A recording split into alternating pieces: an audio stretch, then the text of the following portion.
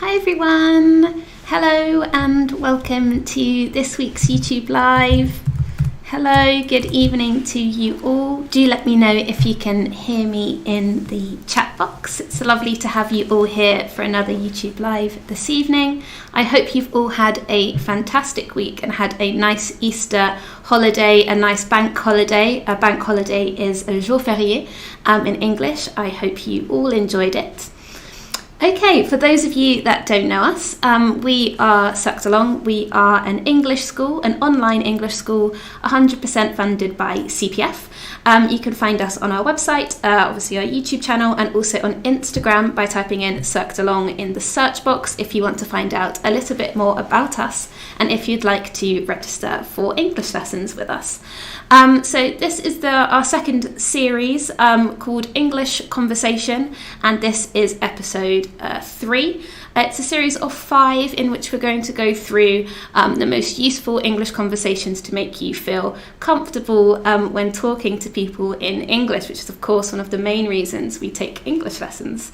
And this is the third in our series, as I said, and we're going to be talking about something very important: how to discuss your job in English, which is a very common question which comes up very often if you're meeting people during small talk, when you're trying to talk about your life. Often one of the first things people jump to is to talk about your job. So in this YouTube Live, I'm going to help you with some key vocabulary and phrases so you can really put together some great sentences to talk about your professional life in English. So in part 1 of this YouTube Live, we're going to be exploring some common professions, some job titles, and how to best present your job. And in part 2, I'll be helping you put together phrases that describe how long you've been working at a particular job for, and also some common job responsibilities that you might have at the office. And we'll also be joined by a new guest this evening that has never been in a YouTube Live before, but is very excited to meet you all. We're going to be introducing Luca, and he's going to be with us to discuss jobs and also play a couple of games with us, which you can also join in at home. And then in part 3, we're going to do a recap of everything that we learned, and I'm going to be putting some of your knowledge to the test. Before we dive into the content, I will quickly introduce you to Luca, so you can all say hello. Hi Luca, can you hear me okay? Yep, I can, and I hope you can too. Hi Lily, and hi everyone. Excellent. So my name is Lucas. I'm a video editor and director at the Cercle des Langues, and I'm also Axel partners in crime, since we do pretty much everything together. Wonderful. Thanks for that introduction. He's going to be joining us a little bit later to play some games with us and talk about his job in more detail as well. Okay, great. So let's dive into some content for today, kicking off with some common professions. Now, before I dive into the pictures that are behind me, a really important thing to note about English is, whilst in France, we might say je suis professeur or je suis enseignante without an article. In English, we always have to put an indefinite article, an or a. So I am a teacher, I am a scientist. We use an if the profession begins with a vowel. So a couple of common professions behind me on the screen. We've got a lawyer, we've got a doctor or a nurse, an actor or actress. I apologise, my screen has slightly cut the last bit, but oh, don't worry, I will reveal what it says underneath. So a lawyer works in a courthouse. A courthouse is a place where trials take place. So a trial is when you go to the courthouse to see if you're guilty or not. A doctor or a nurse will work in a hospital, or if they work in, or they might work in a GP or a doctor's surgery. So if you are a GP, that means you are a general practitioner and you work in a doctor's surgery. So a bit like a médecin traitant. Otherwise, you work in a hospital. And then we've got on the very right-hand side, actor and actress. It's more common in English to refer to everybody as actors now, rather than making it masculine and feminine. However, the word actress still exists and is still understandable. However, it's becoming more popular just to call people an actor rather than defining them by their gender. And they will work on a TV or a movie set, or if they work in the West End, if they might work in a theatre, for example. So if they work on stage, if they're acting out Shakespeare, they would work in a theatre. Okay, excellent. So that's some common professions. We'll look at a couple of other common professions. We've got a teacher on the left who works in a school or a college. A school in English, when we think about school is actually from 4 years old right up to 16, and then 16 to 18 is college. College is also known as sixth form in the UK, and that's basically when you do your equivalent of the BAC. In England it's called A-levels, and you would have a teacher there that would help you pass your exams. In the middle we've got a scientist or a researcher, depending on what it is they're doing, and they would typically work in a laboratory. Yusfi says that he's a teacher. That's fantastic. And then on the right hand side we've got bus driver. Now, a bus driver can be used with lots of different transport types. We've got a train driver who would drive a train, a metro driver drives a metro, a truck driver or a lorry driver who, a lorry is a type of a camion, and they would drive that. So you can always put the vehicle plus driver to make that profession. And typically a bus driver, of course, would work on a bus or a coach. A coach is a slightly bigger version than a bus. So if you're traveling, for example, across Europe, you might take a coach, whereas if you're taking a bus is much smaller. Much like trying to get around Paris, you might take the number 72 bus, for example. Okay, now we've looked at a couple of common jobs. Let's look at some jobs that you might find in an office, so office jobs. And I have a question for you all whilst I go through some of these job types. Do you work in an office? And if so, what is your job title? Do feel free to share on the chat, and I will go through those at the end of this slide. So do you work in an office? And if so, what is your job title? We've got some common ones here. Perhaps this is your role and you might see yourself. So starting off with a secretary. A secretary is a person who is employed to make appointments and carry out administrative tasks. An HR assistant. HR stands for Human Resources. In French, I think it's RH, Ressources Humaines. HR assistant, a person who's employed to manage recruitment, to manage payroll, and also employee happiness. So someone in HR might make nice events for the company to make sure that everybody feels comfortable and happy within the company as well. An HR assistant might also onboard new members of the team. This verb to onboard means to welcome new people to your company, to onboard. We've then got a press relations manager, and this is a person who is employed to manage relationships with journalists and create news for a brand via writing press releases. So a press release is a short article that's interesting and might be picked up by a journalist to help promote a brand. We've then got head of communications. This is a person who's employed to manage external communications with both clients or customers. We've got a marketing executive, a person who's employed to manage and grow a brand's image. So marketing is a huge umbrella term for many different things. So you might work in marketing but do something slightly different, more Photoshop or video design, for example. We've then got a business developer, and this is someone who will grow a business through sales and partnerships. And then at the bottom, we've got a sales director. This is quite similar to a business developer. This is someone who's involved in selling a product or a service. And there's two types. We've got B2B, which stands for business to business, and B2C, which stands for business to consumer. Business to business is one business to another business. Business to consumer is selling a product from a business straight to a client. So for example, if I were to sell something to you directly right now as a person, it would be B2C. But if I was selling it to your company as a whole, it would be a B2B sale. I've got a few answers in the chat as well about different jobs. Claudia says that she works in an office and she's a travel agent, but she's currently working at home. Of course, with the pandemic, many of us are now engaged in remote work, which means télétravail in English, remote work.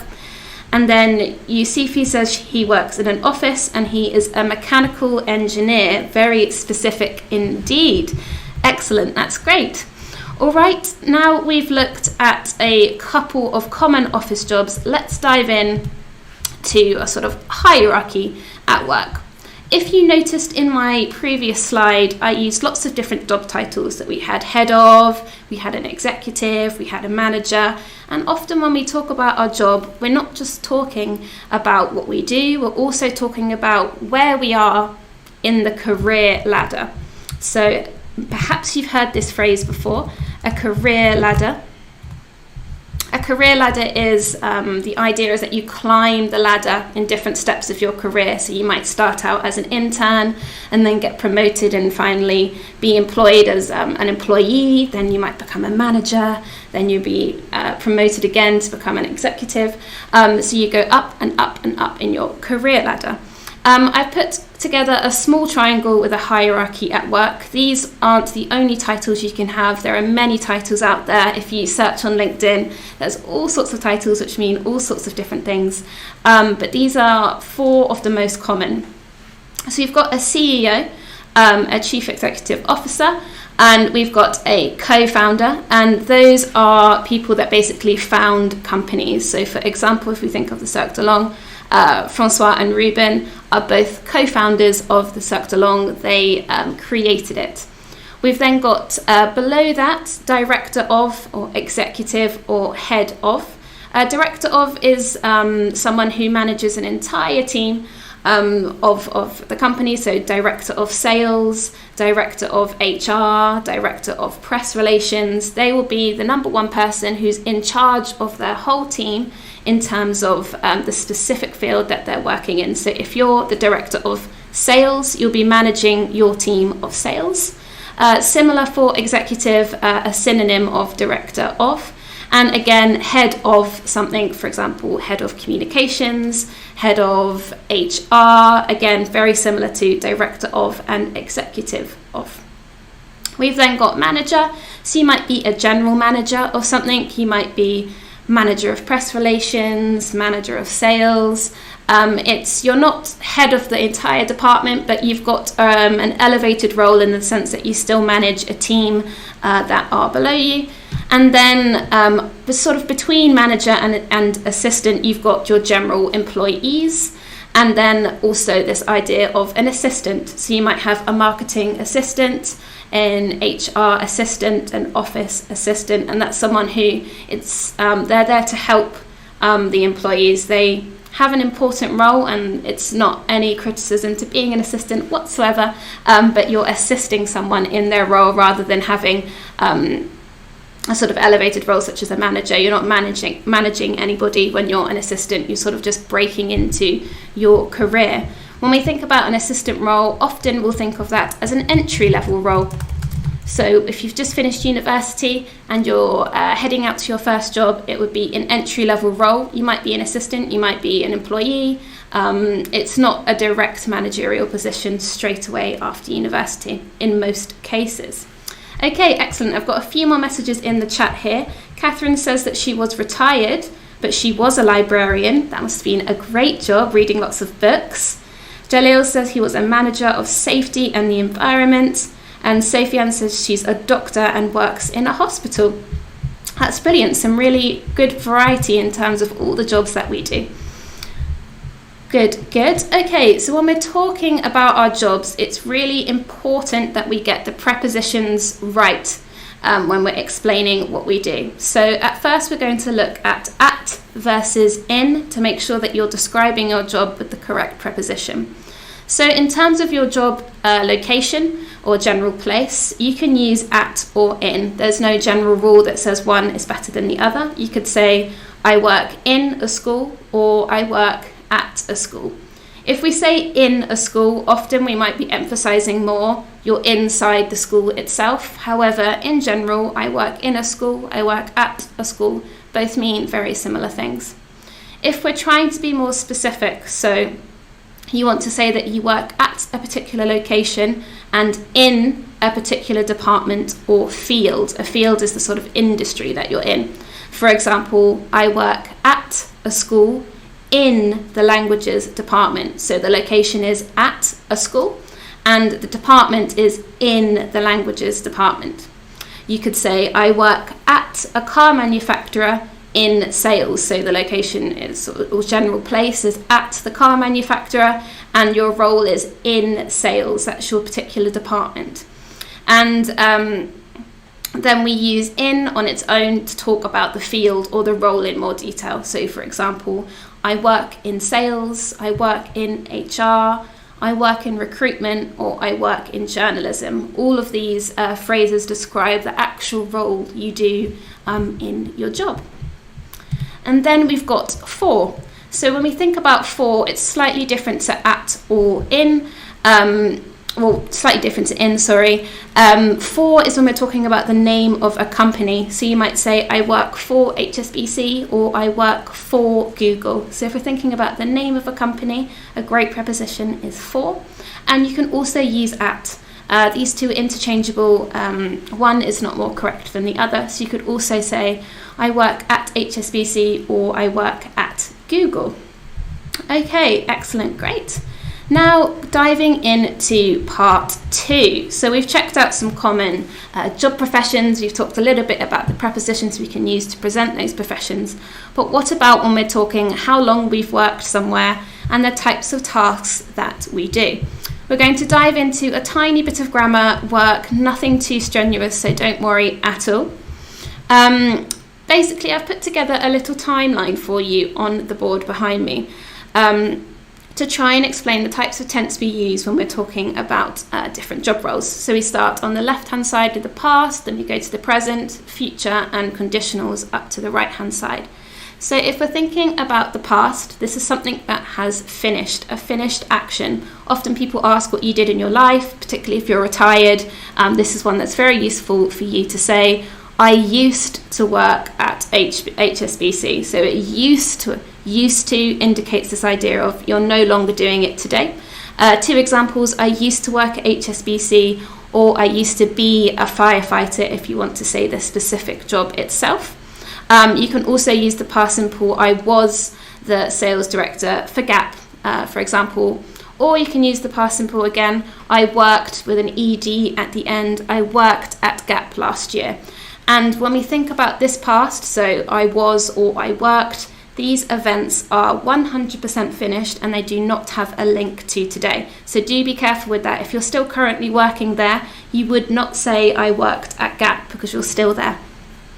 In terms of present, so what you're doing currently, we've got I work at HSBC. So simple present, very easy.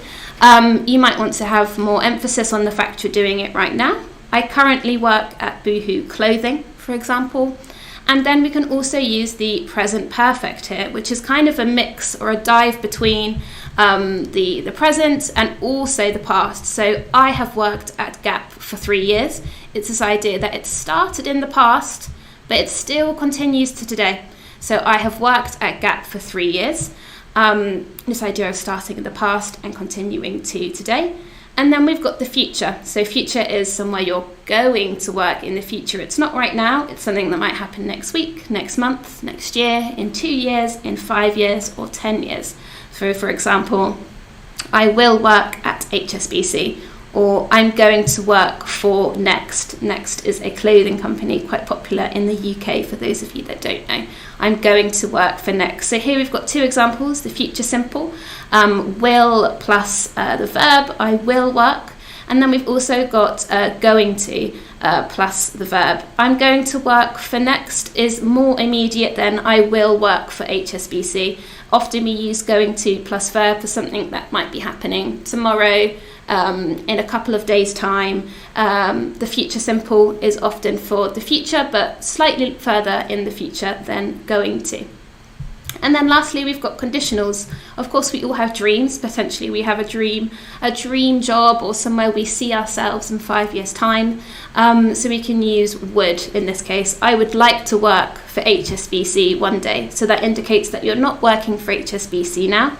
Maybe you're at Société Générale, but you would like to work. You would like to change your job and work for HSBC one day. Okay, now we've looked at a timeline. Let's think of some everyday work tasks. Potentially this is something you do already, but if you work in a hospital or if you're a mechanical engineer, like some of the examples we've had, maybe you do something a little bit different. So do write in the chat what responsibilities that you have at work whilst we go through some of the everyday ones we've got on the board behind us. So the types of responsibilities you might have at the office. We've got organising meetings or organise meetings, write emails, writing reports. You might analyse data.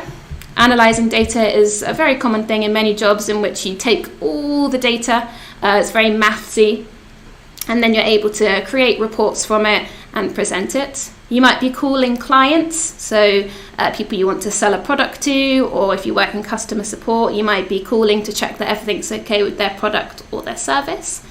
If you work in sales, you might be finding leads. To find a lead is to find someone who is a potential person that might buy your product. So someone you think might be interested in your product for you to sell it to them. And then you might be recruiting staff. So if you work in HR, potentially you work in some employment, you're recruiting staff on a constant basis to supplement your current employees. Okay, excellent, great. What we'll do now is we will have a little chat with Lucas, who's going to tell us all about his experience at Sector Long, using all the vocabulary and phrases that we learnt today. And then we're going to do a little game with him as well, which you can all join in at home. Hi Lucas, welcome back. Hello, hope everyone's doing fine. Wonderful. Okay, Lucas, can you tell us what do you do for work? Yep, so as I said, I'm a video editor and director. So at the Cercle des Langues, I do quite a few different things, not really video related, but my main two tasks are, one, I shoot videos and then I edit them. So these are the videos that you can see on our platform for the lessons. And the other task is bringing content for the social medias like Instagram, for instance. All the posts you see every day are made by me and Axel, or Axel and me. That's great, excellent. And where do you work, if we haven't already made it obvious? I work at the Cercle des Langues. I've been there for, 6 months, I think. Excellent. And in a few days. Great, good. Notice how he said I work at in the present simple, and I have been at the Cercle des Langues for 6 months. The present perfect to say that he started 6 months ago and it still continues to today. So excellent use of grammar by yourself, Lucas. Well done there. Thank you. Great, and you already answered my last question. How long have you worked there for? 6 months. Great. 6 months, yeah. Happy Good. mid-anniversary. Say that. Oh, it's a good, I'd say happy 6 months or happy half-year anniversary. Happy half-year anniversary to you. Okay. Okay, great. So what we're going to do now together is we're going to play a game called Guess the Job or Guess the Profession. So you can all join in at home as well. Guess the job or guess the profession. I'll write it in the chat box as well so you can see it. If I can spell today, guess the job. Guess the job. I'm going to describe a job, and then Lucas is going to try and guess the type of job that I am describing. Please at home, if you know the answer as well, do feel free to chip in and write your answer. Yes, Luca might need some help. Okay, great. Let's go. Number 1. So, I work at a school. and I help students to learn. My favourite subject to teach is French. What am I? I think it's a teacher, and I know that because I'm still a student. I'm in a work school contract. I think that's how you say that in English. Yeah. So I'm part-time in school and part-time in at the Cercle des Langues. Mm-hmm. Wonderful, good. What type of teacher am I if I teach French? You are, I don't know. What do you mean? A French teacher? Yeah, exactly. Yeah, okay. Christelle's got the answer. Somewhere. No. A French teacher. Christelle's got the right answer. Yes, well done everyone. The answer is a French teacher, somebody that teaches French. Great, okay, number 2. Let's see if Lucas is going to get it and if everyone at home will as well. So, I work at a hospital and I help the doctor to look after patients. I administer medicine and I make sure that my patients are comfortable. What is my job? So you work with a doctor, so you're not a doctor. I think you are a nurse. Like we hear a lot about them for like every day. So yeah, I think you are a nurse and you're pretty important right now during the pandemic. Absolutely, great, good answer. Everyone in the chat has got it right as well. I am indeed a nurse. Virginia said I'm a specialist. You could definitely be a specialist nurse. For example, my mum is a specialist asthma nurse. She helps people with breathing, so that's a good answer as well. Excellent, great. And then lastly, slightly trickier, number 3, are we already at home as well? I work in an office and I help my team get their payroll on time and I make sure that they are happy. I recruit staff and I help to onboard them. Okay, this one is tricky. I think I would say, I don't know, I'm hesitating. Like it's either a manager or someone from the HR department. Yeah. I don't know if there's a specific job for this, but yeah, I would say, yeah, someone from the HR department, but I don't know the specific job. Yeah, absolutely. So someone that works in HR, so human resources, absolutely. You might be an HR assistant, you could be an HR director, an HR manager, or you can just simply work in HR if you haven't got a special title linked to your profession at this time. Okay, excellent. 3 out of 3, Lucas. I'm very impressed indeed. Thank you so much for joining me in this chat. It was lovely to get to talk to you, and we can't wait to have you back on another YouTube live soon. Yeah, I hope I'll be back soon. I don't know if I would say 3 out of 3 since I'm hesitating on the last one, but thank you. 3 out of 3. And yeah, I hope I'll be back soon, and I hope everyone is going to have a great end of class. Cool, thanks very much. Great. Thank you. Okay, we're going to dive back into the last bit of the YouTube Live, which is a small recap of everything that we have gone through so far to put your knowledge to the test. Let's see how far you guys get.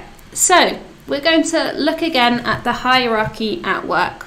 Can you put the job titles in the correct order from highest in the hierarchy to the lowest one? So top of the triangle to bottom of the triangle, if you were to describe it like that. How would we order these?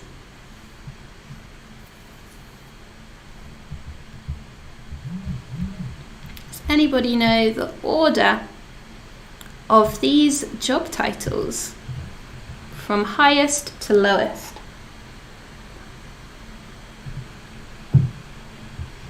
Claudia said the CEO goes at the top. Yes, so a CEO or a co-founder would go at the top. Sofiane has then said head of, followed by manager and assistant. Yaya's got the same, so has Swazik.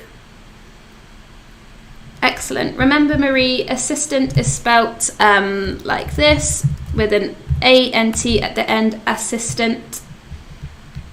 Excellent, great answers. So we've got the CEO or the co-founder at the very top. We've then got head of communications, head of PR, head of HR, as we said in many of our examples. You've then got a manager, and then we've got an assistant. Excellent, you guys know your hierarchy well. Let's move on to spot the error when we're talking about work. So I've put a phrase up behind me.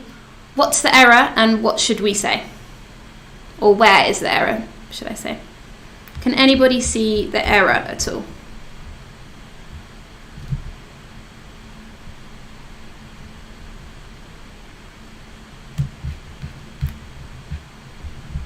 I currently worked at HSBC. It is really interesting.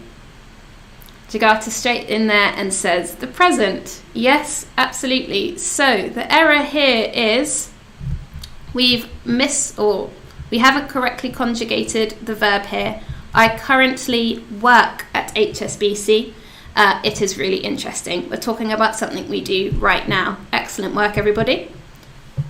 Our next one. Next year I have worked for Google. I hope it will be a really exciting opportunity.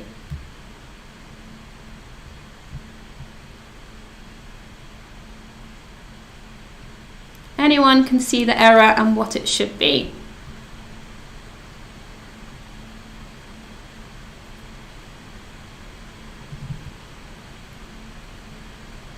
Excellent from everybody. I will work. Yes, we should be using the future simple here. Next year, because we're talking about something in the future.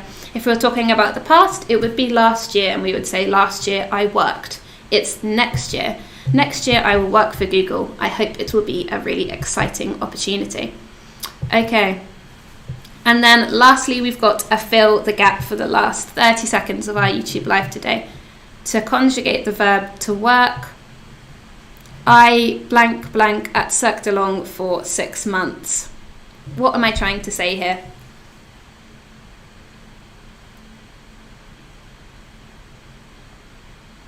Excellent for Marie. Yes, I have worked at Cirque de Long for 6 months. That's excellent. The reason we use the present perfect here is because it started in the past and I'm still working here today.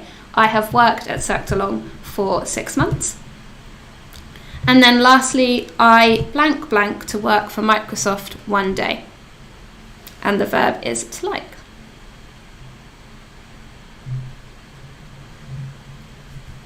Anyone got any ideas? I'm talking about one day, so a hypothetical situation.